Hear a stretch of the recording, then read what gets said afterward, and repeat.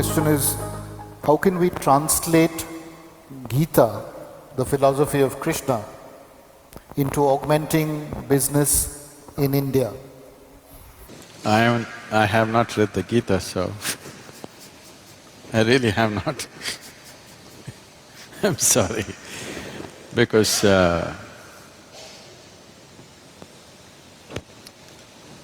for me, my own vision has never failed me.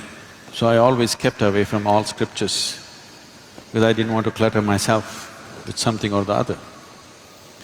The only thing that I learned and I continue to do is, if I look at something, if I look at a person, I know their past, present and future. That is the level of attention I'm paying to them. I don't look at like this. When I look at it completely, with all that I have. If you pay enough attention, there is nothing that will not yield. So I never had any reason or need to go looking for scriptures or something. With all respect and regard for them, it is not that I'm averse to it, it's just that I've not had the time. How this whole process started is, when I was very young, I realized that I just don't know anything. See, if you realize that you do not know, if it's a full-scale realization that you do not know anything, paying attention will be natural, because you know everything. You know this guy, you know this. There are assumptions and assumptions and assumptions. Well, I have used it in a different way, but even if you're doing business, even it's for business purposes, the only reason why one human being seems to be…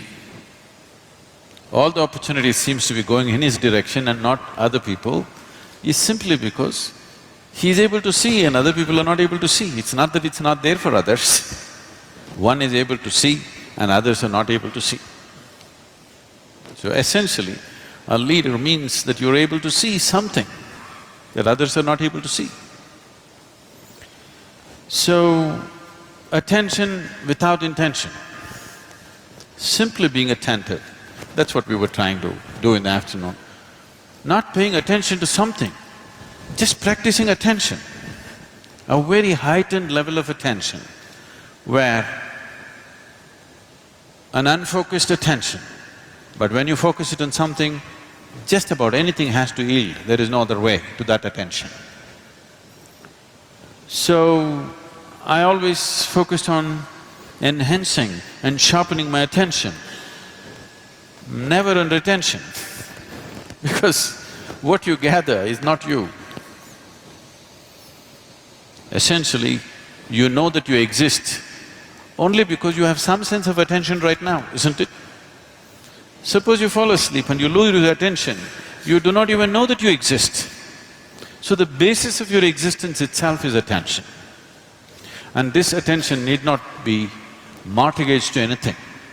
You just have to sharpen the attention.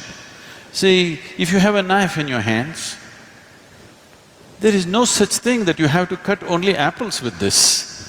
If you have a sharp enough knife, you could cut anything that you want. But the important thing is the knife is sharp enough, so that your attention is keen enough, not for something or the other. If your attention has become very keen, if you wish to do a certain type of activity, you can successfully do it. I think I must say something about my own enterprises at one time. My enterprise started when I was 8 years of age. Because of a strange kind of pride in me, I never ever took a single rupee as a pocket money from my parents. I started making money when I was 6, 7 years of age. By 8, I was quite an accomplished entrepreneur. Simple things. Even today I'm known in Mysore because I caught snakes in everybody's houses. If I caught a snake, they gave me 25 rupees. In 1960s, 25 rupees is $1 million for a 7-year-old, 8-year-old kid. I was just on top of the world. So there is a Food Research Institute, CFTRI. Every Saturday afternoon I went there, I caught 4, 5 snakes. They measured it. I have to show it to like this. If it's over 3 feet, I get 50 rupees. Less than 3 feet, I get 25 rupees. On an afternoon, I would make 100, 150 rupees. I don't know if you can imagine, 150 rupees for an 8, 10-year-old kid in 1960s or 70s was like $1 million today. It was big. And I went to so many things, just about anything that came my way. I should tell you a little enterprise that I did which grew into a big business. After my university, where I learned nothing, but I passed. The only thing was, by then I had crisscrossed India on my motorcycle, and I suddenly realized when I went to the borders of India, they asked me for something other than my driving license. I did not even know that there was a passport. See, it's not like today. Today every child, maybe 3-year-old, 4-year-old kid knows he has to have a passport. I'm in my 20s, but I do not know that I need a passport. I went to the border and then they said, "Where is your passport?" I said, "What? I have a driving license." They said, "No, you need a passport." Then I turned back from Nepal border and came back on my motorcycle.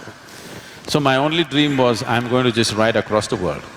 So I wanted to do something, I started kind of farming, commercial farming.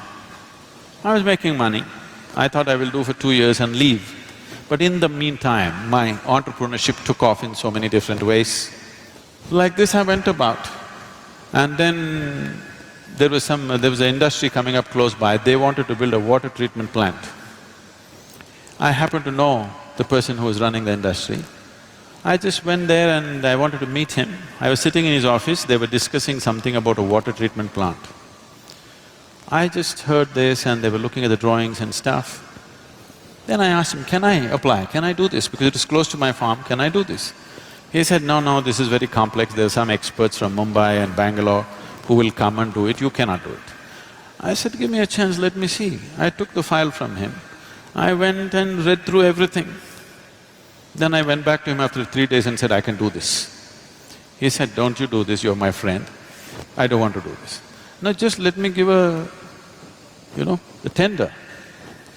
So those days, there was something called as Navakarnataka bookstalls. They were selling only the Russian books.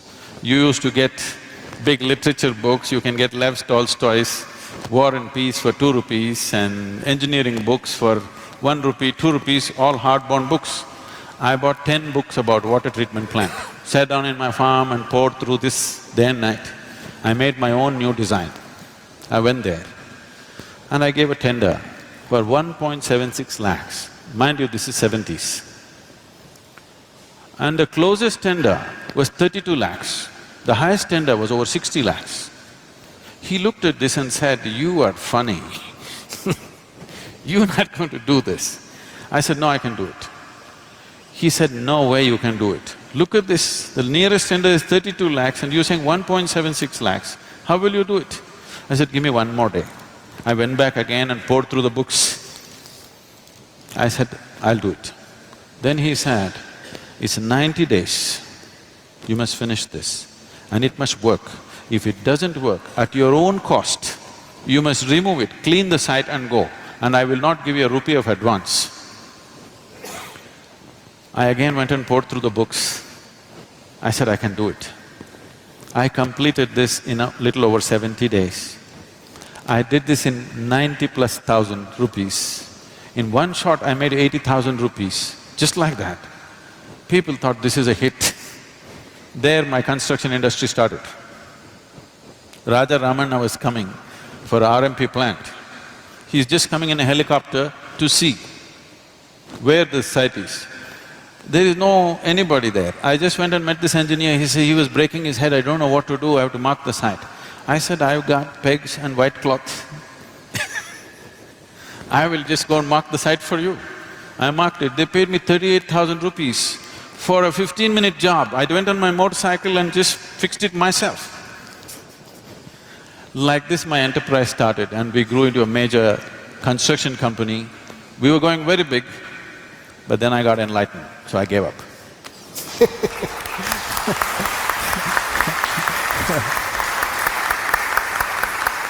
Thank you Sadhguru for sharing that story. Thank you, Professor. We kind of absolutely run out of time, otherwise we could have continued for another half an hour at least. Thank you for being an attentive audience.